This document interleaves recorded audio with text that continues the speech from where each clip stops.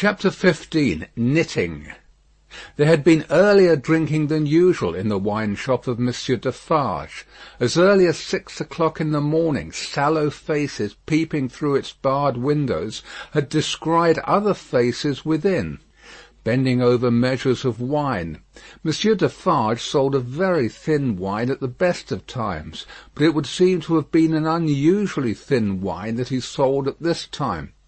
A sour wine, moreover, or a souring, for its influence on the mood of those who drank it was to make them gloomy. No vivacious bacchanalian flame leaped out of the pressed grape of Monsieur Defarge, but a smouldering fire that burnt in the dark lay hidden in the dregs of it. This had been the third morning in succession on which there had been early drinking at the wine-shop of Monsieur Defarge. It had begun on Monday, and here was Wednesday come. There had been more of early brooding than drinking, for many men had listened and whispered and slunk about there from the time of the opening of the door, who could not have laid a piece of money on the counter to save their souls. These were to the full as interested in the place, however, as if they could have commanded whole barrels of wine, and they glided from seat to seat and from corner to corner, swallowing talk in lieu of drink with greedy looks. Notwithstanding an unusual flow of company, the master of the wine-shop was not visible. He was not missed, for nobody who crossed the threshold looked for him. Nobody asked for him. Nobody wondered to see only Madame Defarge in her seat, presiding over the distribution of wine, with a bowl of battered small coins before her, as much defaced and beaten out of their original impress as the small coinage of humanity from whose ragged pockets they had come. A suspended interest and a prevalent absence of mind were perhaps observed by the spies who looked in at the wine-shop, as they looked in at every place, high and low, from the king's palace to the criminal's jail. Games at cards languished, players at dominoes musingly built towers with them, drinkers drew figures on the table with spilt drops of wine. Madame Defarge herself picked out the pattern on her sleeve with her toothpick, and saw and heard something inaudible and invisible a long way off. Thus Saint Antoine in this vinous feature of his until midday. It was high noontide when two dusty men passed through his streets and under his swinging lamps, of whom one was Monsieur Defarge, the other a mender of roads in a blue cap. All adust and athirst, the two entered the wine-shop. Their arrival had lighted a kind of fire in the breast of Saint Antoine, fast spreading as they came along, which stirred and flickered in flames of faces at most doors and windows. Yet no one had followed them, and no man spoke when they entered the wine-shop, though the eyes of every man there were turned upon them. "Good day, gentlemen," said Monsieur Defarge. It may have been a signal for loosening the general tongue. It elicited an answering chorus of "Good day." "It is bad weather, gentlemen," said Defarge, shaking his head. Upon which every man looked at his neighbour, and then all cast down their eyes and sat silent, except one man, who got up and went out. "My wife," said Defarge aloud, addressing Madame Defarge, "I have travelled certain leagues with this good mender of roads, called Jacques. I met him by accident a day and a half's journey out of Paris. He is a good child, this mender of roads, called Jacques. Give him to drink, my wife." A second man got up and went out. Madame Defarge set wine before the mender of roads called Jacques, who doffed his blue cap to the company, and drank. In the breast of his blouse he carried some coarse dark bread. He ate of this between whiles, and sat munching and drinking near Madame Defarge's counter. A third man got up and went out. Defarge refreshed himself with a draught of wine, but he took less than was given to the stranger, as being himself a man to whom it was no rarity, and stood waiting until the countryman had made his breakfast. He looked at no one present, and no one now looked at him, not even Madame Defarge, who had taken up her knitting and was at work. "Have you finished your repast, friend?" he asked, in due season. "Yes, thank you."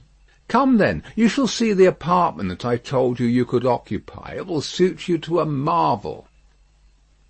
Out of the wine shop into the street, out of the street into a courtyard, out of the courtyard up a steep staircase, out of the staircase into a garret, formerly the garret where a white-haired man sat on a low bench, stooping forward and very busy, making shoes.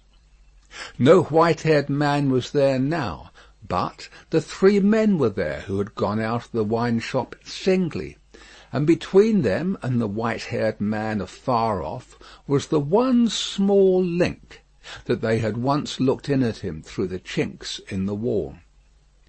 Defarge closed the door carefully, and spoke in a subdued voice. "Jacques 1, Jacques 2, Jacques 3. This is the witness encountered by appointment by me, Jacques 4. He will tell you all. Speak, Jacques 5. The mender of roads, blue cap in hand, wiped his swarthy forehead with it, and said, "Where shall I commence, monsieur?" "Commence," was Monsieur Defarge's not unreasonable reply, "at the commencement."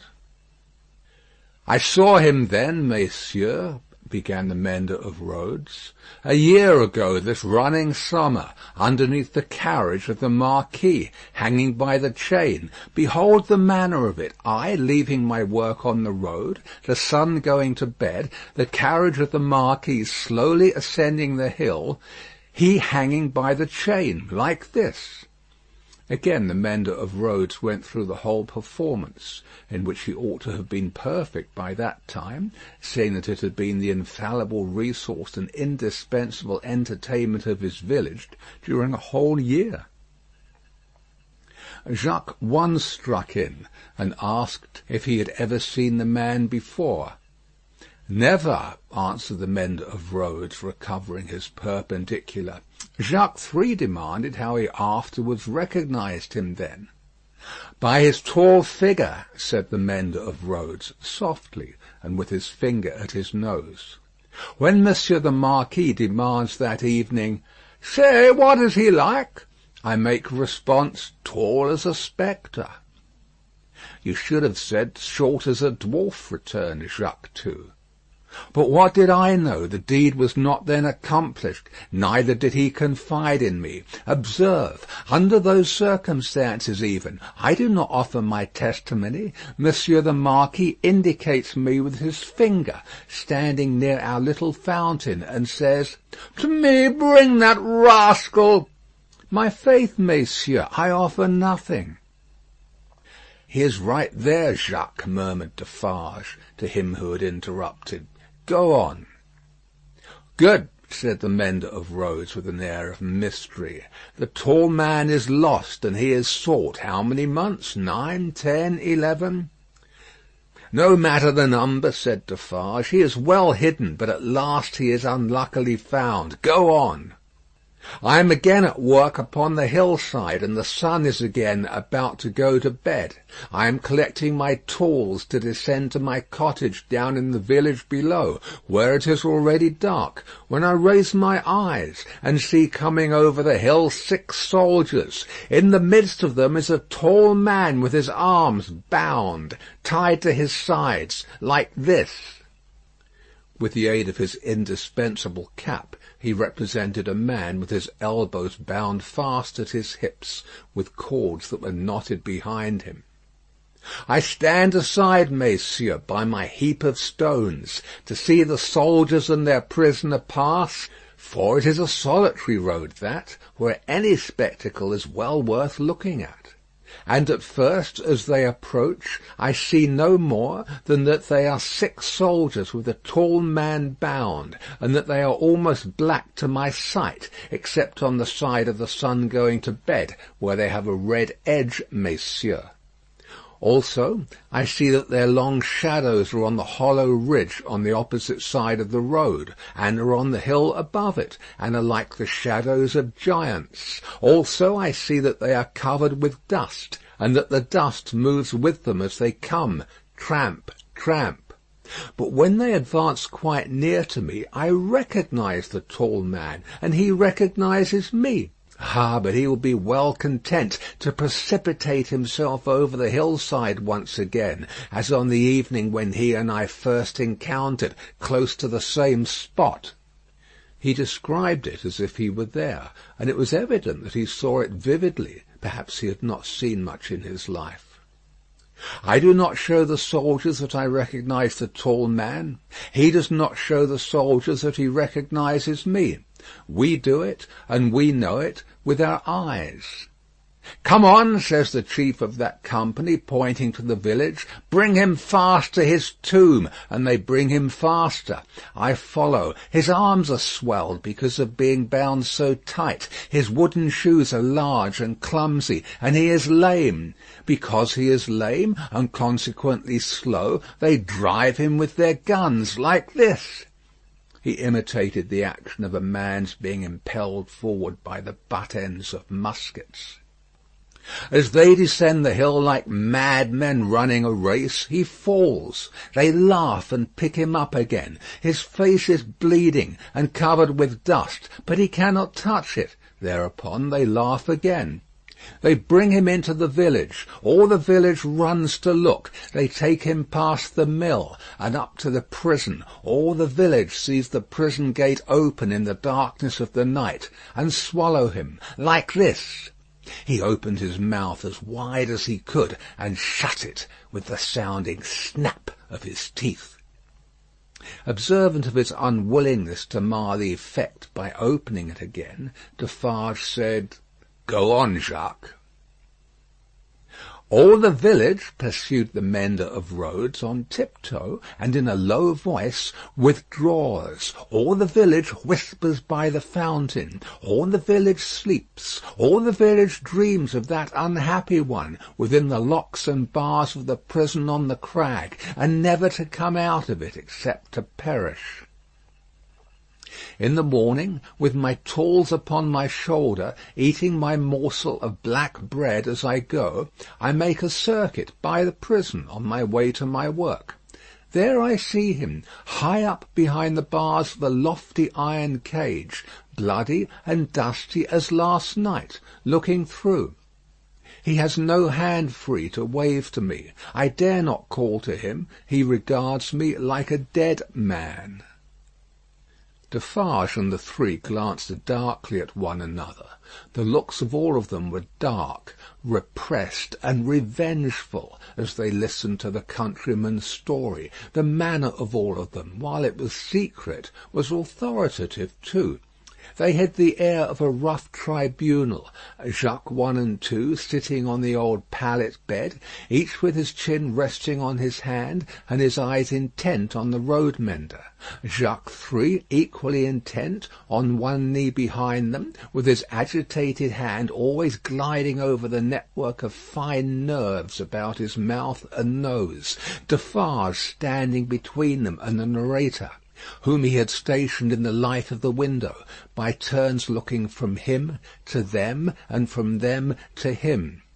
"Go on, Jacques," said Defarge.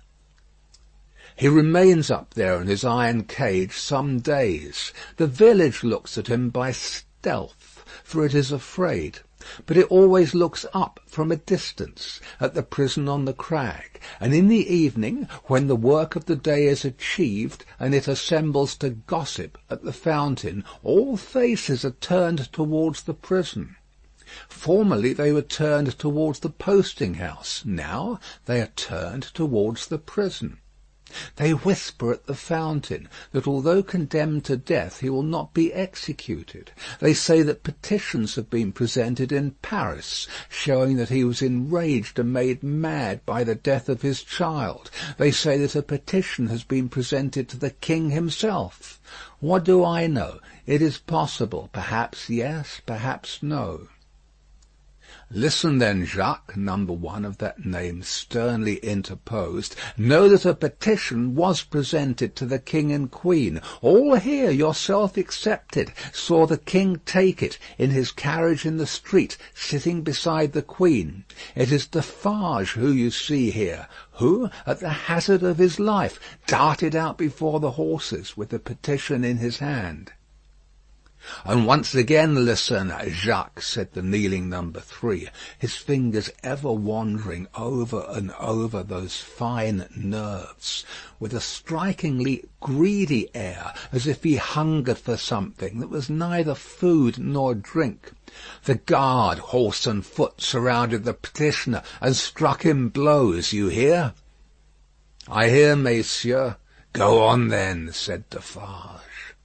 Again, on the other hand, they whisper at the fountain, resumed the countryman, that he is brought down into our country to be executed on the spot, and that he will very certainly be executed. They even whisper that because he has slain Monseigneur, and because Monseigneur is the father of his tenants, serfs, what you will, he will be executed as a parricide.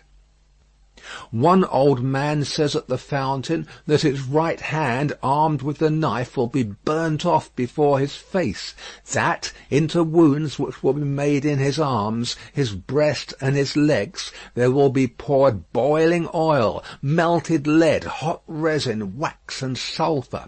Finally, that he will be torn limb from limb by 4 strong horses. That old man says, all this was actually done to a prisoner who made an attempt on the life of the late king, Louis XV.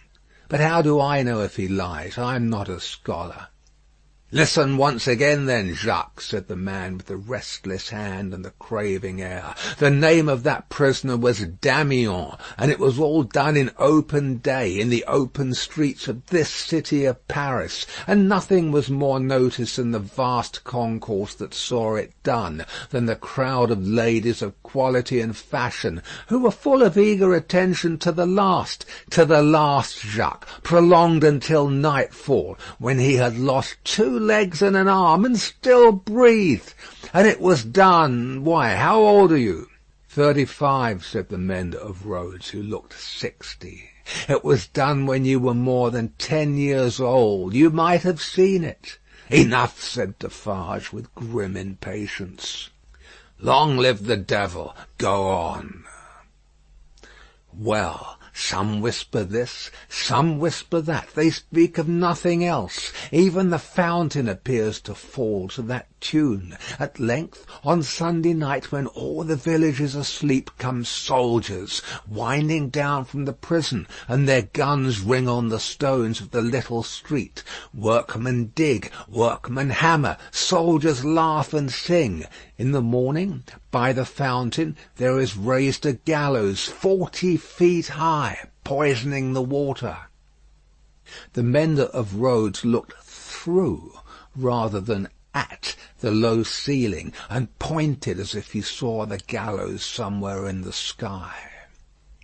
All work is stopped, all assembled there. Nobody leads the cows out, the cows are there with the rest. At midday, the roll of drums. Soldiers have marched into the prison in the night, and he is in the midst of many soldiers. He is bound as before, and in his mouth there is a gag, tied so, with a tight string, making him look almost as if he laughed. He suggested it by creasing his face with his 2 thumbs from the corners of his mouth to his ears. On the top of the gallows is fixed the knife, blade upwards with its point in the air. He is hanged there 40 feet high, and is left hanging, poisoning the water. They looked at one another as he used his blue cap to wipe his face, on which the perspiration had started afresh while he recalled the spectacle. "It is frightful, messieurs. How can the women and the children draw water? Who can gossip of an evening under that shadow? Under it, have I said. When I left the village Monday evening as the sun was going to bed, and looked back from the hill, the shadow struck across the church, across the mill, across the prison, seemed to strike across the earth, messieurs, to where the sky rests upon it." The hungry man gnawed one of his fingers as he looked at the other three, and his finger quivered with the craving that was on him. "That's all, messieurs. I left at sunset, as I had been warned to do, and I walked on, that night and half next day, until I met, as I was warned I should, this comrade. With him I came on, now riding and now walking, through the rest of yesterday and through last night, and here you see me." After a gloomy silence, the first Jacques said, "Good, you have acted and recounted faithfully. Will you wait for us a little, outside the door?" "Very willingly," said the mender of roads, whom Defarge escorted to the top of the stairs, and, leaving seated there, returned. The three had risen, and their heads were together when he came back to the garret. "How say you, Jacques?" demanded number one. "To be registered?" "To be registered as doomed to destruction," returned Defarge. "Magnificent," croaked the man with the craving. "The château and all the race?" inquired the first. "The château and all the race," returned Defarge. "Extermination." The hungry man repeated in a rapturous croak, "Magnificent," and began gnawing another finger. "Are you sure," asked Jacques too of Defarge, "that no embarrassment can arise from our manner of keeping the register? Without doubt it is safe, for no one beyond ourselves can decipher it. But shall we always be able to decipher it? Or, I ought to say, will she?"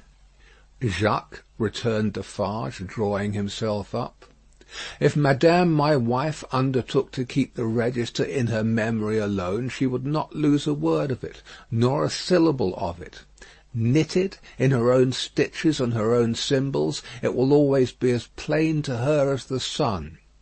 Confide in Madame Defarge. It would be easier for the weakest poltroon that lives to erase himself from existence than to erase one letter of his name or crimes from the knitted register of Madame Defarge." There was a murmur of confidence and approval, and then the man who hungered asked, "Is this rustic to be sent back soon?" "I hope so. He is very simple. Is he not a little dangerous?" "He knows nothing," said Defarge. "At least nothing more than would easily elevate himself to a gallows of the same height. I charge myself with him. Let him remain with me. I will take care of him and set him on the road. He wishes to see the fine world, the king, the queen, and court. Let him see them on Sunday." "What?" exclaimed the hungry man, staring. "Is it a good sign that he wishes to see royalty and nobility?" "Jacques," said Defarge, "judiciously show a cat milk if you wish her to thirst for it. Judiciously show a dog his natural prey if you wish him to bring it down one day." Nothing more was said, and the mender of roads, being found already dozing on the topmost stair, was advised to lay himself down on the pallet bed and take some rest. He needed no persuasion, and was soon asleep. Worse quarters than Defarge's wine shop could easily have been found in Paris for a provincial slave of that degree. Saving for a mysterious dread of Madame, by which he was constantly haunted, his life was very new and agreeable. But Madame sat all day at her counter, so expressly unconscious of him, and so particularly determined not to perceive that his being there had any connection with anything below the surface, that he shook in his wooden shoes whenever his eye lighted on her. For he contended with himself that it was impossible to foresee what that lady might pretend next, and he felt assured that if she should take it into her brightly ornamented head to pretend that she had seen him do a murder, and afterwards flay the victim, she would infallibly go through with it until the play was played out.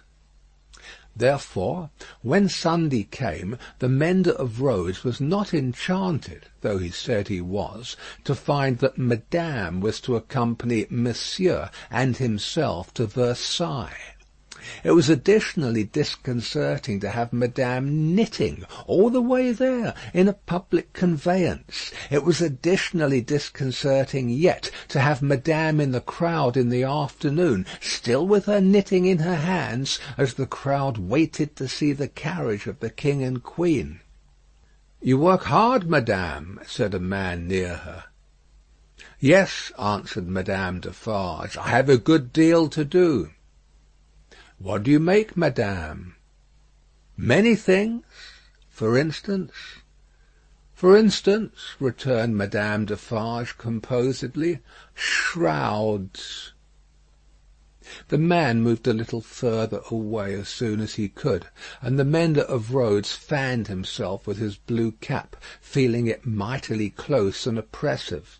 If he needed a king and queen to restore him, he was fortunate in having his remedy at hand, for soon the large-faced king and the fair-faced queen came in their golden coach, attended by the shining bull's-eye of their court, a glittering multitude of laughing ladies and fine lords, and in jewels and silks and powder and splendour, and elegantly spurning figures and handsomely disdainful faces of both sexes. The mender of roads bathed himself, so much to his temporary intoxication, that he cried, "Long live the king! Long live the queen! Long live everybody and everything!" as if he had never heard of ubiquitous Jacques in his time. Then there were gardens, courtyards, terraces, fountains, green banks, more king and queen, more bull's-eye, more lords and ladies, more long live they all, until he absolutely wept with sentiment.